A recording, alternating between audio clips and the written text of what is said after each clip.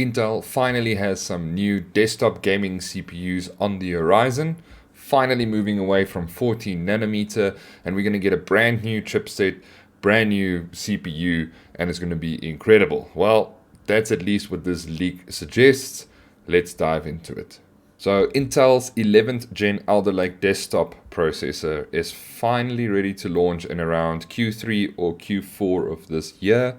So really excited for a new Christmas CPU. What's good to see is you can already buy parts for the LGA 1700 socket, which the CPUs will be running in. And then obviously DDR5 memory is starting to appear across the internet to purchase. So we're definitely all systems go. And now finally we've seen a leaked benchmark of the 12900K. That will be the Core i9, and according to this benchmark it is outperforming the 5950X from AMD, at least in Cinebench 3020 or R20. That is a massive feat for Intel, because the Ryzen 5950X is a 16-core 32-thread processor, and allegedly the Core i9 2900K is only 16 cores and 24 threads, which is an interesting thread count, because generally the threads will be twice the cores. But wait, what is Intel doing here? So Intel is achieving this by designing the CPU with big cores and little cores. It's a very interesting concept where they've split the core count into 8 and 8, so you will be getting 8 big cores and 8 small cores. The idea behind it is that the 8 cores would be responsible for main tasks like gaming, while the 8 small cores will handle background tasks like maybe your recording software or the actual Windows operating system itself. These new 10 nanometer CPUs from Intel will also feature a strange thread count. We will see 16 cores, 24 threads, instead of the 16 cores, 32 threads, what it used to be. And the main reason for that is not every single core on the new Intel CPUs will be hyper-threaded. So they'll have strange numbers. And as far as I can see, it's across the board of all Intel 12th Gen desktop CPUs. Let's take a look at some benchmarks. So first of all, this is a qualification sample CPU. So we're further down the line than an engineering sample, which is good to see because it means we're pretty close to retail version CPUs here.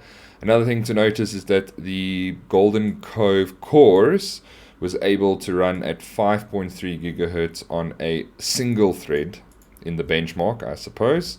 And then the little 8 cores were able to reach 3.9 gigahertz. So they are running at different frequencies as well. The 8 core big cores and 8 core small cores.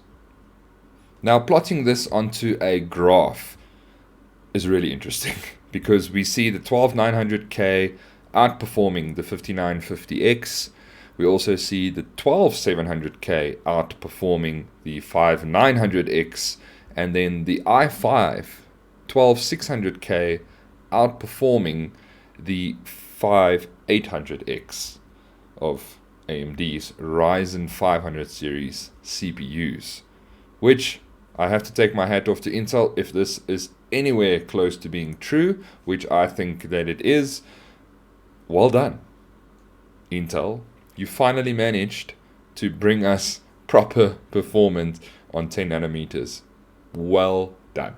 It is very interesting to see that we get performance increases across the board, even in the i7 and the i5 lineup processors that are coming up. So according to this, the i7 12700K will be an 8 core plus 4 small cores. So that will be 12 cores and 20 threads. And then the i5 12600K, which I'm very excited about, I think it will be a great value, will be a 6 core big cores and 4 small cores, which will make it a 10 core CPU and 16 threads. That's a good value. So there you have it, guys. Intel 12th Gen 10 nanometer CPUs are coming our way very soon. I'm excited. This is actually a reason to relook at Intel as a possible gaming platform again. Ryzen has been taking a lot of market share from Intel. I don't blame them. These CPUs, the 5000 series, especially from AMD, are absolutely amazing. And it seems like Intel is finally putting up a decent fight with the technology of small cores and big cores and I don't know what else. That's interesting. I didn't think that Intel had any tricks up their sleeves. It seems like whatever they've did with these CPUs is actually working out for them quite well. So I'm keen to test these in person and see what they can do. What about overclocking potential? Can you overclock the small cores? I'm not sure yet. We'll have to wait and see. Let me know what you guys think about these new Intel CPUs that are coming up. Are they a possibility for you maybe to look at for a gaming setup in the very near future? Like this video if you've enjoyed what you've seen, and remember to subscribe, and I will see you guys in the next one.